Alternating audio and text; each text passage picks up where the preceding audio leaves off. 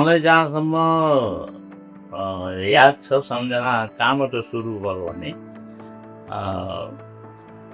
अरू सबै अब चाहिँ के अरे केटाकेटीहरू जन्म पश्चात अलि हुर्किँदै जान्छन् अनि दुनियाँ बुझ्दै जान्छन्, हेर्दै जान्छन्, आफूले पनि केही भन्दै जान्छन् इत्यादि। त्यस्तो बेलामा अब जब म अलिअलि बुझ्ने भएँ, साथीभाइ पनि बनाउने खालको भइसकेँ, अनि यो आर्ट भन्ने कुरोतिर अलि आकर्षित, अरूभन्दा फरक केमा गर्न थालेँ भने मैले अरू कुरोमा व्यस्त हुन्थेँ है। भने म चाहिँ के अरे त्यहीँ कहाँ हामी जुटेका छौँ, खेल्दैछौँ, अनि अलि ठिक ठाउँ देखेँ कि केही कोर्न थाल्ने, रुखै कोरिदिने अथवा घर जस्तो बनाउने, अनि अब गाई पनि बनाइदिने फ्याक्ट। अनि उनीहरू पनि मान्थे, अचम्म हुन्थे, यस्तै त ठ्याक्कै एकदम घर बनायो, आफ्नै घर जस्तो बनायो, अनि गाई बनाएछ भनेर साथीहरू पनि त्यहाँ मैले बुझ्दै गएँ।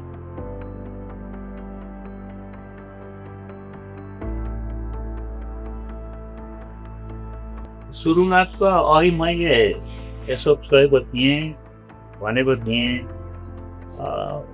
चुल्हाको त्यो कोइला अनि माटो अलि लाइट कलरको पहेँलो छ अनि अलिक ढुङ्गा कालो कालो छ भने त्यही भयो है। एकदम मैले होस् यसो आएपछि अलिअलि बुझ्न थालेपछिको सुरुवात थियो।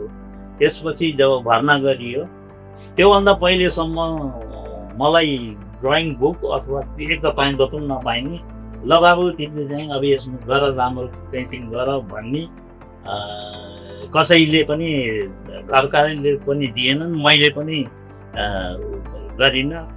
र भर्ना चाहिँ के अरे हुन जाँदाखेरि सुरुवात त्यहाँ चाहिँ के अरे वाटर कलरबाट सुरु भयो। अब यो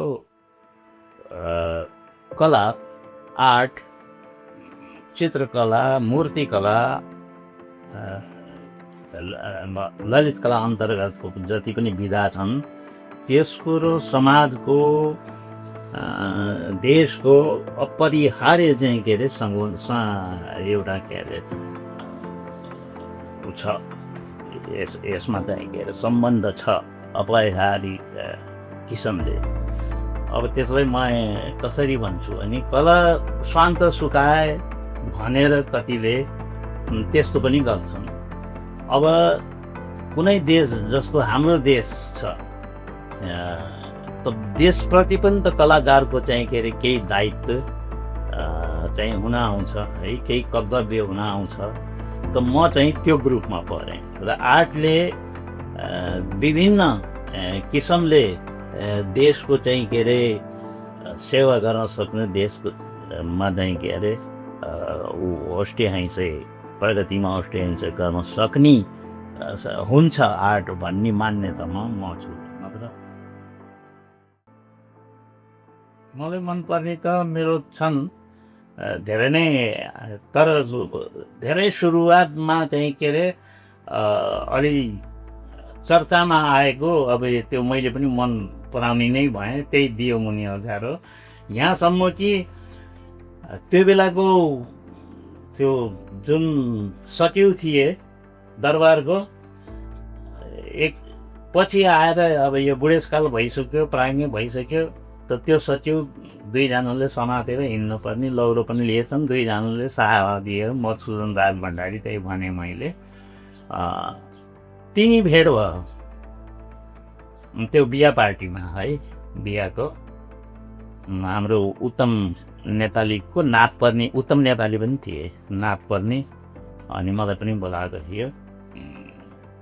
त्यहाँबाट तिनीले यसो हेरे, ए हाम्रो दियोमुनि अध्यारो होइन तपाईँ भनेर भन्छ। अब नामै चाहिँ के अरे दियोमुनि अध्यारो लागिदिएका थिए। त्यो बेलामा त भन्ने नै भयो सबले, यति वर्षपछि पनि त्यस्तो हुँदो रहेछ कि आर्ट भन्ने कुरो एकदम त्यो एउटा त्यो। अनि अरू छ पहाडकी छोरी भन्ने छ, अनि नमस्ते भन्ने छ, अनि यो श्रृङ्खलामै छ किनकि यो डिग्री अनुसार यो यति मनपर्ने, यो अलिकति कम मनपर्ने, यो त्यस्तो होइन के। यो त यो सब्जेक्ट तपाईँको ओम नमः शिवाय त्यो छ।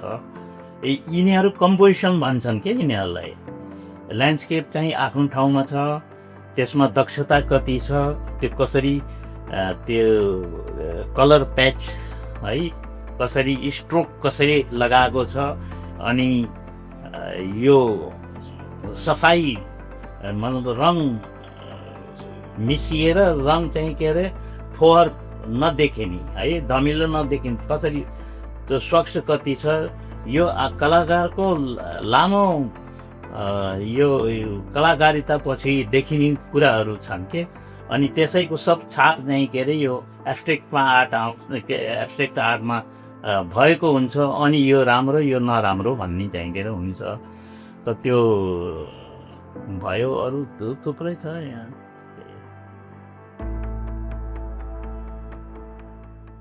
अब यो एउटा कुनै कार्यक्रम अन्तर्गत चाहिँ के अरे गइन्छ के अरे आफ्नो निजी इच्छामा निजी भ्रमण त्यसको चाहिँ गरिएको छैन। कुनै चाहिँ के अरे यो ललित कलाको कार्यक्रमबाट सरकारी लेभलबाट हामी, अनि त्यसमा नाम प्राय पर्छ, धेरैचोटि पढाएको छ। त्यस अन्तर्गत अब इन्डिया त हुने नै गयो के अरे, अनि बङ्गलादेश, जापान, चीन, रुस, तिब्बत त्यहाँ चाहिँ गइएको छ है।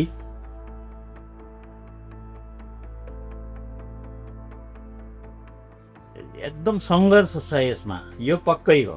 सङ्घर्षपूर्ण चाहिँ के अरे क्षेत्र हो यो, सङ्घर्ष गर्नै पर्छ। र सङ्घर्षबाट नै, किनकि अत्यन्त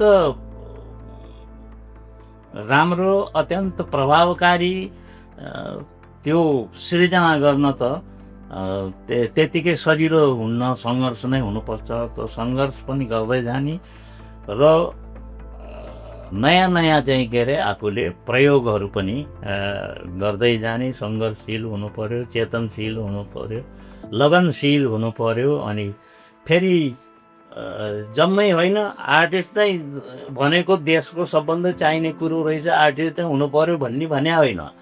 तर सुरुवाती साधारणतया चाहिँ के अरे यसमा ध्यान दिन सक्यो भने त्यो देशलाई नै फाइदा हुन्छ, जनसमुदायलाई फाइदा हुन्छ। Art is not only important for a country, but it is important for the whole world.